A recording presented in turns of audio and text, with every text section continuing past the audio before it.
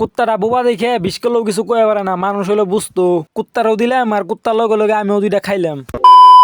Hey guys, welcome back my new blog. আশা করি ভালো আছো। রাস্তাতে গেতাছিলাম, একটা কুত্তা লোক পাইছি। কুত্তাটার পিঠে লক্ষ্য করে দেখি কেরা জানি এরকম করে কাটছে। মানে মানুষ একটা কথা, এটা জানোয়ার অবস্থা হইলে না কামটা করা পারে। মানে হে মানুষ না, মানুষ নামে জন্তু জানোয়ার, এরকম করে একটা জানোয়ার রেখে আঘাত দেয়নি কেউ কোসে। কি কষ্ট হইতেছে? আহো বাদ দিম, আহো আহো আহো আহো আহো আহো বাদ দিম। পরে রুমে নিয়ে কয়টা ভাত দিয়ে গাউডারে ডেটল দিয়ে সাফা করে অল্প মলম লাগাই দিমু। ওই আইবা দে না তাক, কেমন ভাত দিম গই। বহুত ডরাই ডরাইতেছে, মানে ভাবতেছি কি আমরা এরকম মানুষ না ভাই। আয়, আরে আরে আরে আমরা বেলেগ মানুষের মতো না তো, আয় রে। যা ডরাই গেল গা। সন্ধ্যাবেলা যখন আমরা বাইরে আইছি, তারপরে কুকুরটা রাস্তায় লক পাই। বহু দূরে আইছি যেহেতু, তখন তো আর রুমে থেকে বাতাই না দেন যাবো না, তাই ভাবলাম এক প্যাকেট বিস্কুট কিনে কুকুরটারে দেই। গাইছ ওর শরীরের গাওয়ের জ্বালাটা তো মিটাই পারুম না, কিন্তু ওর পেটের খিদার জ্বালাটা মিটাই পারুম। আমার নিগে যদি কেউ ওর পেট ভরতাছে তো এটা খুবই ভালো, আমার নিগে খুবই ভালোর কথা।